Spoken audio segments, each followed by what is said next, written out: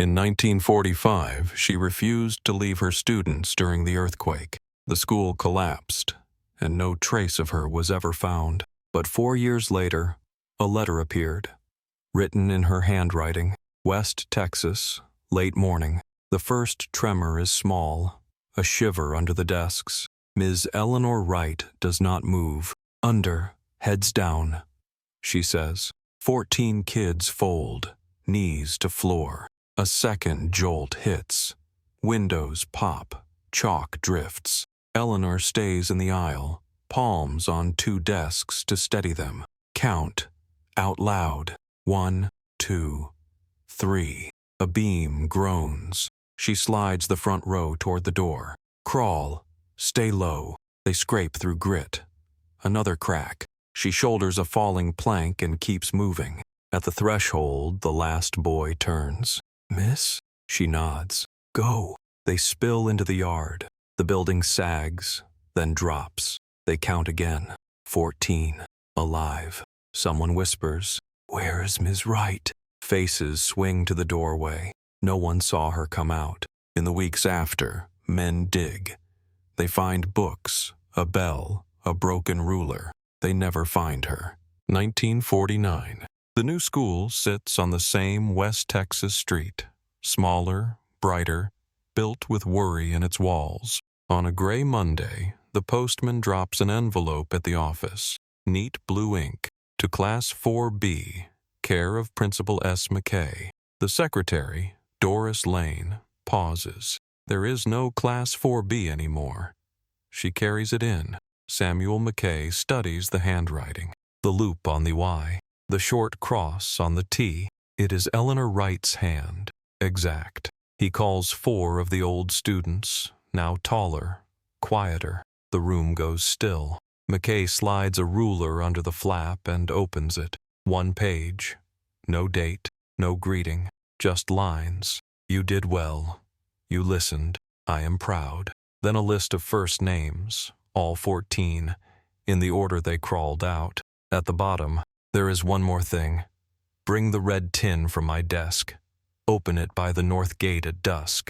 The desk was crushed. No one ever saw a tin, yet the ink looks fresh, like it dried this morning. McKay locks the letter in a drawer. We meet at dusk, he says. No one argues. Dusk, West Texas. Dust lifts off the ball field as the wind leans on the chain link. 4 former students wait by the north gate. James Pike, Ruthie Bell, Tom Alvarez, Lila Monroe, beside Principal Samuel McKay and Doris Lane. James holds a dented red tin, the paint flaking in his palm. Found it in our attic, he says. Been there since 45. I thought it was for marbles. McKay nods once. He slips a pocket knife under the lid and pries. Inside, a brass key on string and a strip of paper in Eleanor Wright's hand. 3 words. 3rd post. Below. They count fence posts from the road. Tom kneels at the 3rd, presses his fingers into hard soil, then digs with a short camp shovel. Metal scrapes. An iron plate sits flush with the ground, a small ring set in its face. Ruthie threads the key through the ring and pulls. The plate gives with a dry sigh. Cool air rises from a narrow recess braced with brick. Lila looks at McKay. He nods again. Careful, he says. No loose footing. They lower a lantern into the dark. The recess holds a wooden box stamped Room 4B. The brass key fits and turns. Inside, a teacher's whistle on a string, a roll of film wrapped in waxed paper, and a folded letter marked in neat blue ink for 1949. McKay reads aloud, voice steady. If you are here, the plan was enough. The north wall should fall last. I will hold the door until the count is 14. He stops, swallows, continues. Develop the film. Give it to the county, and tell them I stayed because someone had to. The lantern hisses. The kids stand shoulder to shoulder, silent. Doris touches the whistle like it might make a sound by itself. On the letter's back is a list of the 14 first names, in order, each with a time beside it. The minute they reach the yard, James stares at the film. It could show her, he says. Or who helped, Lila adds. McKay folds the letter back into its envelope. On the flap, a faint chalk thumbprint smears red, as if pressed there an hour ago. "We'll do as she asked," he says. "Tomorrow morning." Morning at the county office. Mr. Walter Hollis works in the dark room while Principal McKay signs a slip. Doris and the 4 former students wait by the red door. Trays hiss. A string of wet film hangs to dry. Hollis lays 12 small pictures on the table. "Old school camera," he says. The first shots show room 4B before the quake. Maps on the wall, desk straight, a red tin on the teacher's desk. Then cracks, chalk dust. The north wall with a chalk arrow and 3 words. Third post below. One frame is the doorway, a blur of a shoulder and the line of a whistle cord catching light. Another shows the class list on the board with times beside every name. The last picture points low to the floor. A small metal vent in the baseboard. A chalk arrow. The words, "boiler vent." Hollis taps it. "That isn't for classroom air," he says. "That leads to the old boiler space." McKay gathers the prints in both hands. Doris looks up. "So she marked a way out." McKay nods once. "Or a way back in." He folds the pictures. "Either way, we're not finished." By noon, they've pulled the old building plan from a county drawer. A faint line runs from room 4B to a small square under the north wall labeled boiler room. The new school sits east. The old foundation remains behind the fence. They walk there with a deputy and a pry bar. Wind lifts dust. The third post stands where it always has. 6 steps west, Doris's trowel hits a rusted square set in the ground. The lid sticks, then gives. Cool air breathes out. A low tunnel angles beneath what used to be the north wall. James lowers the lantern. Pipes, webs, chalk smears on brick. On a pipe clamp, wrapped in waxed paper and twine, a glass jar waits. Inside is a folded envelope and nothing else. On the glass, a faint thumb mark in chalk. The envelope reads, in steady blue ink, "For the one who stayed." Lila runs her fingers over shallow scratches in the brick. Short marks like counting lines, then an E, then a W. "She was here," Ruthie says. The deputy lifts the jar. "Sealed tight." McKay nods. "We open it at the office." County office, noon. The jar dries on blotter paper. McKay cuts the twine and slides out a smaller envelope and a tiny steel key. Different from the first one. Blue ink again, even and calm. He reads, "If you found the first plate, there is a second. 6 steps north from the third post, 3 steps west. Do not lift the cover straight up. Slide it outward. Turn the air handle 2 full turns first." A line below, "I heard you count. I held the door with my back. If I did not come out, it was because the way closed. Do not let them say I ran." A second slip shows a quick sketch. Fence posts, a square, an X, and the word hatch. Doris exhales. "She left us directions." The deputy weighs the tiny steel key in his palm. "Different cut," he says softly. McKay looks at the 4 former students. "We follow her steps. Slow." He tucks the notes back into the envelope. On the flap, a thin gray smear of chalk, like a thumb drawn across dust. "Let's go," he says. No one argues. Back at the lot, they pace it out. 6 steps north, 3 west. The shovel finds iron. This cover is smaller and tight. Doris oils the edge. The deputy works the bar and slides it outward. A tired breath of stale air rises. McKay reaches for a small handle on the brick and turns it twice. The draft steadies. James lowers the lantern. The tunnel is no wider than a man's shoulders. Near the mouth, chalk marks, short lines, then a neat W. "She was keeping time," Lila says. The deputy ties a rope to his belt and worms forward. "There's a box," he calls. He backs out with a tin lunch pail wired shut. Inside, a folded letter, a narrow ring with EW engraved, and a cloth-grade book wrapped with string. McKay reads, "Hour 1, dust. Hour 2, names on the board. Hour 3, the north wall holds. If you are reading this, tell the county the door did not fail. I held it. Plant a tree by the north gate. Ring the bell once." At the bottom, a last line. "Boot prints in the hall. Not ours." The room goes still. Sheriff Addison Crow meets them at the lot and ropes it off. McKay lays out the items on a blanket. The letters, the film prints, the jar, the ring. "We need records," he says. Doris nods. County garage, records desk. A battered ledger lists service keys in 1945. Steel key number 17, signed out on the morning of the quake to Gordon Tolliver, boiler contractor. Return, no mark. Sheriff Crow thumbs the page. "Never checked back in." James looks at the contact prints again, finger on frame 12. "She marked the vent so we'd find this," Lila adds.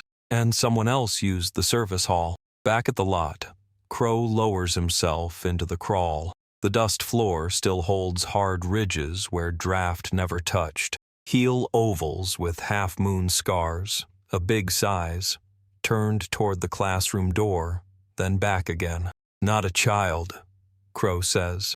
"Not a teacher's shoe." Dora stares at the marks. "He came. He left. He came back."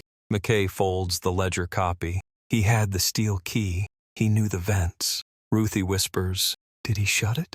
No one answers. The air in the crawl feels colder than the wind. They try Tolliver's last listed address, a one-room rental behind a closed feed store. The landlord shrugs. "He left winter of 46. Owed 2 months. A nail hole on the door frame shows where a key used to hang. On the kitchen shelf, dust outlines a lunch pail the size of the one they found.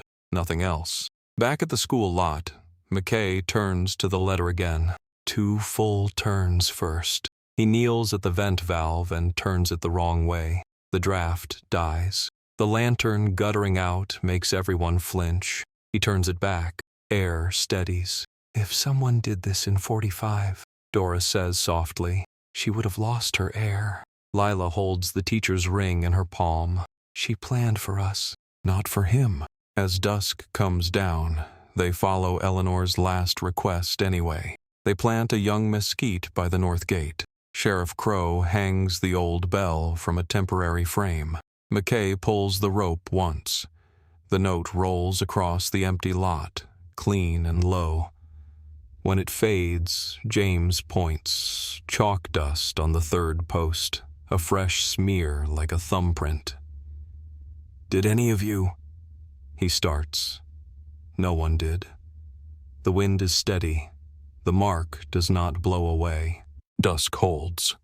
The planted mesquite leans in the wind. A pickup eases to the curb. An older man steps down with a cane and a canvas satchel. "Name's Henry Cole," he says. "Custodian in 45. Sheriff Crow squares up. Cole lifts the satchel's flap and sets a sealed bank envelope in McKay's hand. "Ms. Wright gave me this the morning the ground moved. Said, 'If the bell ever rings once again, give it to the principal who stands here.'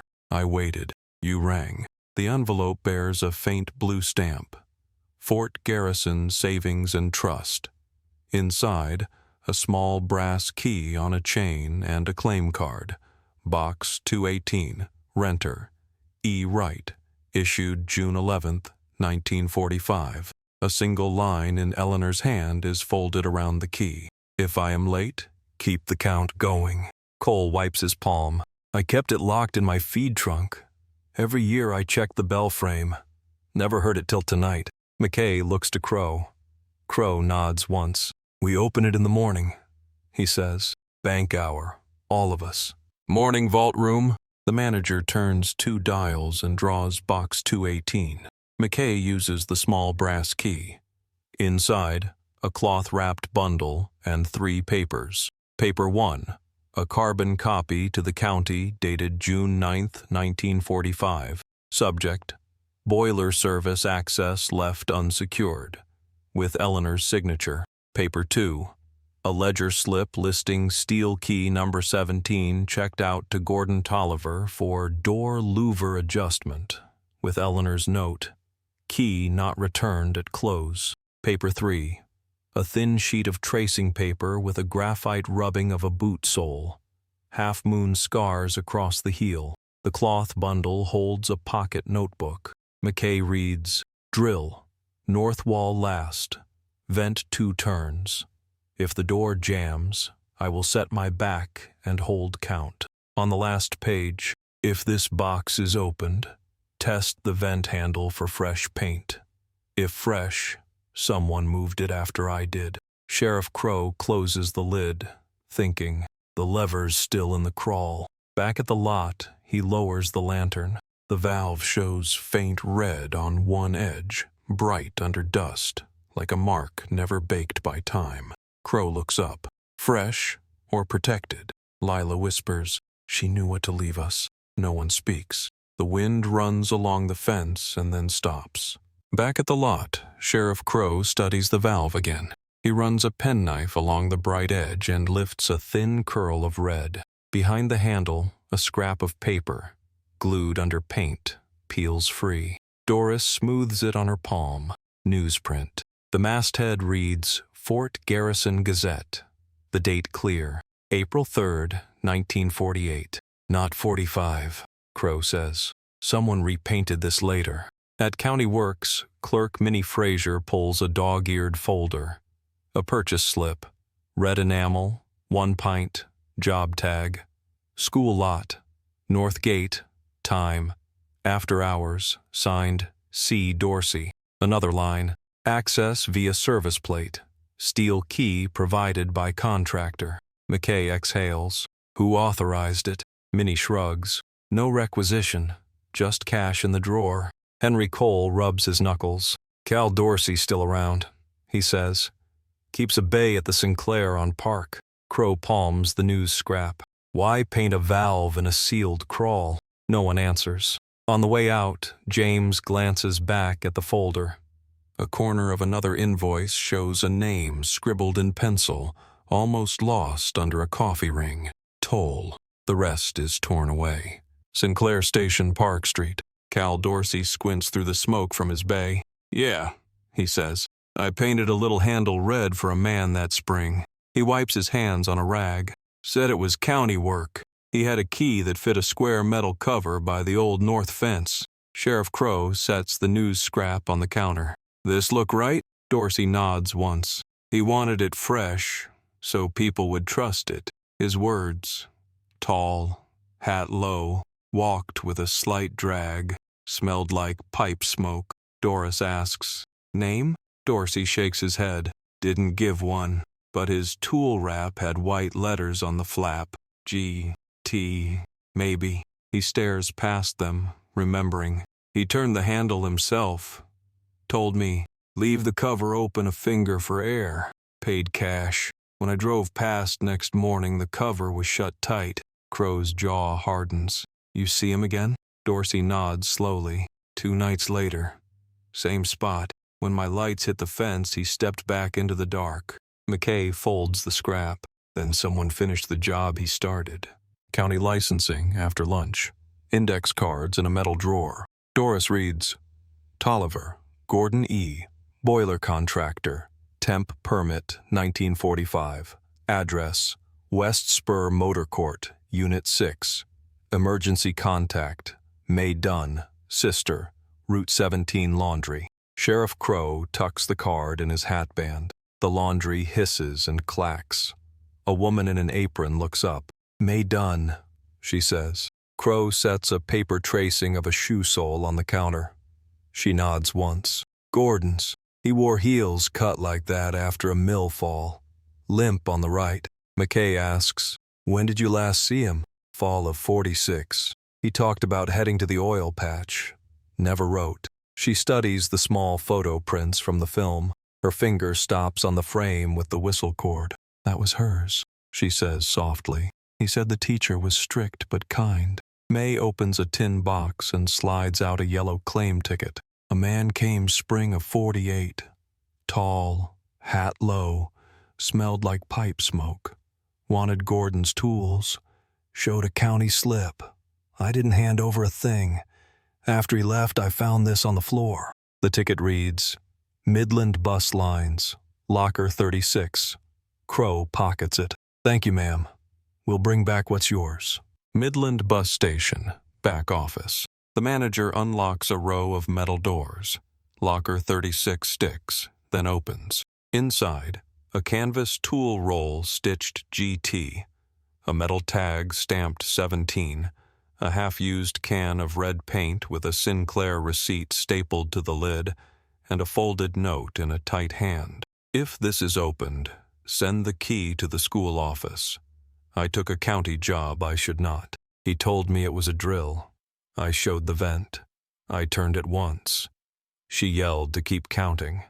I left. G. Tolliver. A second scrap is pinned under the tag. A torn work slip with C. Dorsey in ink. Sheriff Crow lets out a breath. He had the key. He left it here. Lila touches the metal tag. He says he didn't shut her air. James lifts the paint can. Red dried along the rim. Doris looks toward the door. So someone came after and closed it. McKay nods, jaw set, and that someone still had a key. Crow folds the note and slides it into his pocket. We find the man who signed for Unit 12. Post Office, Fort Garrison. The current postmaster, Ida Wynne, brings out an old ledger. Backroom entries go to the bottom, she says, wetting a finger. She stops on a brittle page dated June 12, 1945. In blue pencil, hold, deliver to principal, class 4B, when school resumes. Signature below, neat and slanted. E. Wright. Ida sets a thin, numbered claim stub beside it.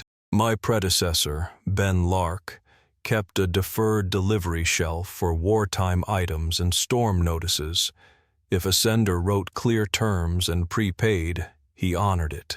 Doris opens the 1949 envelope sleeve again. On the back, a faint ink stamp Ida missed before. Held, General Delivery. Released September 6, 1949. McKay exhales. She planned the letter before the collapse. Ida nods. Someone came in that week of 45 with a school badge on a lanyard. Paid cash. Said the new principal would know. McKay looks at the 4 former students. James studies the signature. It's hers, he says. Sheriff Crow closes the ledger. Good. Now we still need the man who touched the valve in 48. Ida taps the ledger's margin.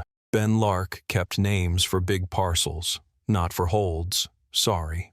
They return to the lot with a county mason.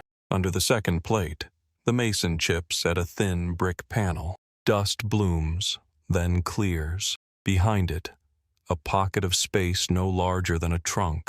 On the back wall, chalk writing, faint but legible in lantern light. 14. Hold door. Vent 2 turns. EW. Below it, a short mark like a prayer. Keep count. Doris swallows. Lila reaches in and touches the chalk. It smears new on her finger. Sealed air, the mason says. Chalk can stay like this for years. In the niche sits a small tin of throat lozenges, half full, and a folded scrap. If the door breaks, tell them I did not move. Sheriff Crow photographs the wall, then sets the plate back. At the north gate, the young mesquite lifts in the wind. McKay looks toward town. We have her words. Now we need the hand that repainted the valve. He turns to Crow. Pull every works time slip for April 48. Every cash purchase. Every shop badge log. Crow nods. And we look for a tall man with a limp and a pipe. The bell frame stands quiet. No one rings it. The lot holds still. The count holds. Midland Hiring Hall. Back room. The clerk flips a creased book. Tolliver, Gordon E.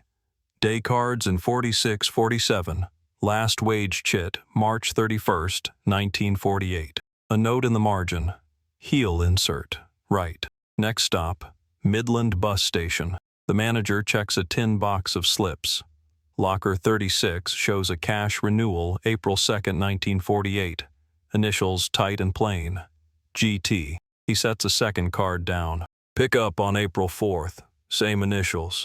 Across the street, a tobacco counter owner remembers a limping man that week. Pipe smoker. Prince Albert. Paid in nickels. Asked where Fort Garrison Road turns. Sheriff Crow pockets the copies. Back in Fort Garrison, they walk Dorsey's route past the school lot. Dorsey shades his eyes. He waited by the posts. When my truck rolled up, I saw a county pickup down the block. Old cream paint, faded stencil. Works. Unit 12 on the tail. Crow stops. You're sure? Dorsey nods. 12. Doris looks at McKay. 2 vehicles that night, she says. His and Works. James glances at the bell frame. He had help, he says, meaning the man with the pipe. No one answers. The wind runs along the fence and turns the young tree's leaves. County motor pool, ledger room. Clerk Boyd slides a book across the desk. Unit 12. Checked out April 3rd, 1948, 7:40 p.m. Returned April 4th, 12:10 a.m. Signature, H. Bishop, foreman. Sheriff Crow lifts a brow. Harold Bishop still on payroll? Boyd shakes his head. Retired 52. Lives off Farm Road 9. Boyd adds, tall, smoked a pipe, limp from a scaffold fall in 41. Crow copies the page.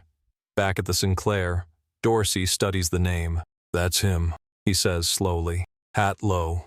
Said, make it fresh. Crow nods once. And after you left, he shut the plate flush. Dorsey looks down. If I'd stayed.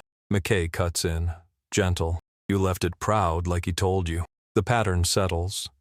Tolliver marked the vent in 45, fled in guilt, came through in 48 to repaint with Dorsey watching, and Bishop arrived after to seal the plate. Why? Liability? Pride? Or to keep a story straight? Lila turns the teacher's ring on her finger. We should ask him, she says. Crow closes the ledger. We will. Outside, the sun flattens over the lot. The bell does not move, but everyone seems to hear it anyway. Tomorrow, McKay says. Farm Road 9. Farm Road 9, late afternoon. A low house, tin roof, wind in the mesquite. Harold Bishop answers with a cane and a pipe in his shirt pocket. Tall still. The limp is real. Sheriff Crow shows his badge, then the copy of the Unit 12 ledger. You drove it the night of April 3rd, 48. Bishop nods once. I did. He steps back and lets them in. The living room smells like cedar and smoke. On a side table sits a box of old county papers held with twine. Bishop unties it slowly. Works told me to secure the old site. Kids were slipping under that fence. He lays out a thin carbon memo stamped County Works. A single line in the middle. Secure all openings. Close air feeds. Paint handles red. Report by unit. Initials in the corner. RM. Bishop looks at McKay. I had the shop tag. I had the truck. I did the job. I slid the cover tight so nobody went down there and broke a neck. Doris's voice is quiet. Did you turn the handle? He rubs his thumb across a scar on the cane. I turned it to the stop, he says, the way we always did on shutoff. Lila's hand tightens around the teacher's ring. Doris reads the memo again. Close air feeds, she says, weighing each word. Did anyone tell you which way? Bishop shakes his head. Just tight is safe. He looks from face to face. I knew about Ms. Wright. Everyone did. I came 3 years after. She wasn't down there. There was no sound. Only draft. Sheriff Crow sets the paint receipt from Sinclair beside the memo. Cal Dorsey says you had him freshen the handle. Bishop nods. So folks could see it was tended. I sent him home. I closed the cover. I signed my sheet. He reaches under the table and brings up a small tobacco tin. Inside is a flat metal key and a clipped tag stamped 17. I kept the spare the shop cut me, in case they sent me back. He sets them down. Nobody did. McKay studies the initials on the memo. RM? Bishop says. Ray Mercer. Works director then. James steps closer. Why shut the air at all? Bishop meets his eyes. Because the county was scared of blame, he says, and scared of stories. The room is quiet. Outside, wind moves the nearby mesquite like a slow hand. Ray Mercer sits on a porch swing, thin and watchful. Works director in 48, now 80 plus. Sheriff Crow lays the memo on his lap. Secure all openings. Close air feeds. Paint handles red. Initials RM. Mercer nods. Mine. Inside, he opens a worn file. Kids were slipping under fences after storms, he says. County council said, tight is safe, no accidents. I wrote it that way. Doris asks, did you go yourself? I sent Unit 12, Mercer says. Bishop. He looks at Bishop's name on Crow's copy and adds, he did what he was told. McKay places the locker card for 36 on the table. Who signed GT on April 4th? Mercer blinks. Not me. He taps the card. Could be a shop runner. We used initials when parts went missing. Lila asks, why paint the handle red? Mercer's voice is flat. So parents see we looked. So the story ends. James points to the memo words, close air feeds. Which way is close? Mercer shrugs. Clockwise. Like every shutoff we had. He folds the file. What you want me to say is, I killed your teacher. I won't. I didn't know she could still be there. They return to the lot at dusk. A few townspeople drift in. Shopkeepers, former students. Henry Cole with his satchel. Sheriff Crow lowers the lantern into the crawl. McKay kneels by the small handle. Watch, he says. He turns it the way Bishop called tight. The draft dies. The flame bends, thin and sick, then steadies only when he turns it back 2 full turns. The way Eleanor wrote. Open, Doris says, barely above a whisper. Crow photographs the handle in both positions. He writes in his notebook, county set to closed in 48. Ms. Wright's note shows open. Lila traces the word 14 on the chalk wall, then lets her hand fall. She planned for air, she says. Bishop stands with his cane, eyes on the ground. I followed orders, he says. I thought tight meant safe. No one answers. McKay plants a stake by the new mesquite. A small brass plate shines in the last light. Eleanor Wright held the door, kept the count. June 5th, 1945. He pulls the rope. The bell rings once. The sound carries down the fence line and fades. The wind returns, light and even, like breath. No one moves. The count holds. Morning county line. A judge signs a short permit. Open the small chamber by the north wall. Nothing more. A mason and 2 volunteers set braces. Sheriff Crow watches the handle and keeps the air open 2 full turns. McKay kneels by the cover. Slow, he says. The panel lifts. Dust settles. Inside, timbers lean like elbows. In the back corner sits a folded gray cardigan, neat as a book, with a cloth tag stitched E. Wright. Beside it, a small teacher's badge, a pencil worn to a stub, and a pocket watch stopped at 11:27. A single page lies under the badge. The class list again. The 14 names with times. 1 more line added in a steady hand. 14 out. Hold door. Doris puts a palm on the cardigan and then pulls it back, eyes wet. Crow clears his throat. We close now, he says softly. They do not bring children to the edge. They do not speak of what else the mason sees. The badge goes in a linen bag. The watch goes in another. McKay folds the page as if it might tear from breath alone. She kept the count, he says. No one argues. Town hall, evening. Chairs set. Former students in front. Bishop with his cane. Cal Dorsey, hat in his hands. Ray Mercer watches. The clerk reads, "Amendment to District Record. Ms. Eleanor Wright remained at her post on June 5, 1945. She saved 14 students. She did not flee." Bishop rises. "I shut the cover in 48, he says. "I thought tight meant safe. I'm sorry." Dorsey says, "I painted what I was told." Mercer adds, "My wording was wrong.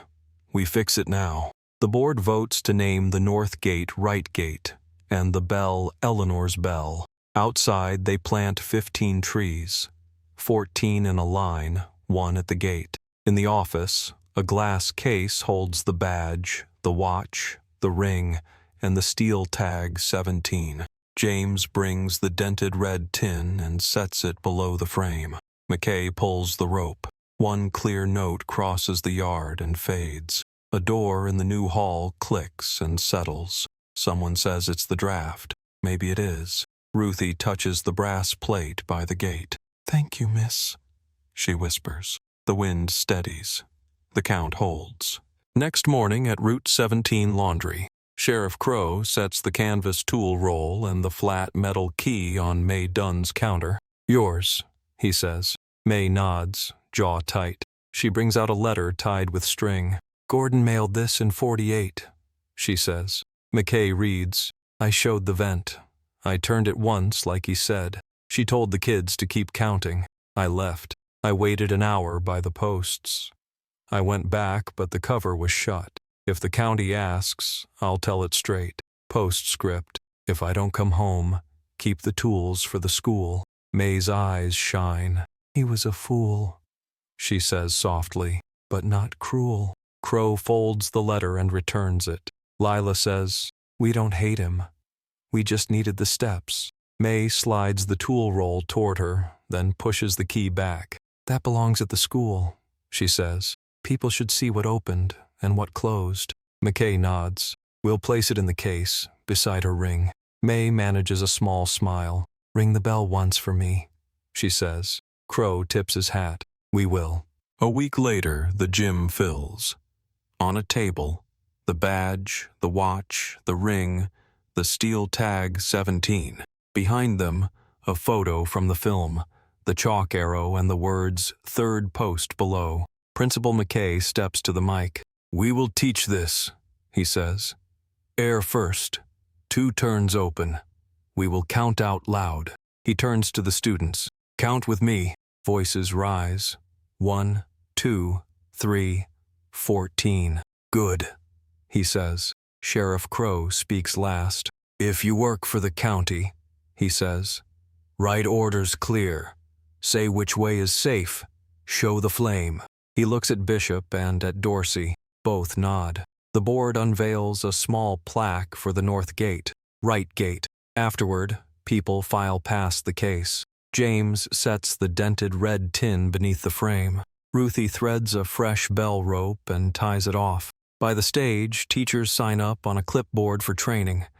The shop will build a small panel so every child can see the handle. Families are invited. Everyone learns, McKay says. The hall slowly empties. 2 weeks later, the new gym smells of varnish and dust. A poster hangs by the stage. Air open, it's 2 turns. Principal McKay lines up 6th graders and shows them the small handle on a mock-up panel the shop built. "Watch the flame," he says. He cups a match under a glass. 1 turn. The flame fights. 2 turns. It stands steady. "That's open," he says. James and Ruthie hand out laminated cards that read, "Count to 14. Stay low. 2 turns open." Bishop sits on the front row with his cane and raises a hand. "If a man ever tells you tight is safe, ask him to show you the flame," he says. Cal Dorsey sets a new bell rope coil by the door. May Dunn arrives late, hair pinned neat, eyes red. She lays a copy of Gordon's letter in the case beside the ring. "He was weak," she says, "but he told the truth." Henry Cole slips a faded bank receipt next to the badge. Box 218. Paid. McKay thanks them all. He points to the mesquite at the north gate through the window. "It will grow," he says. We'll keep it watered. Night. Final rounds. McKay checks room 4B last. The case rests under a low bulb. Badge, watch, ring, steel tag 17, the red tin below. Cards on the wall read, Air, 2 turns open. He writes one last note and slides it behind the glass. If the ground moves, count out loud. Open the air 2 turns. Help the smallest first. Hold the door as long as you can. S. McKay. Outside, the yard is quiet. At the north gate, he pulls the rope once. The bell answers, low. Air moves along the fence and through the open vents. James and Ruthie wait at the curb. We'll keep the cards up, James says. And the rope oiled, Ruthie adds. They start home. McKay lingers by the gate. Chalk still rings the 3rd post, faint and true.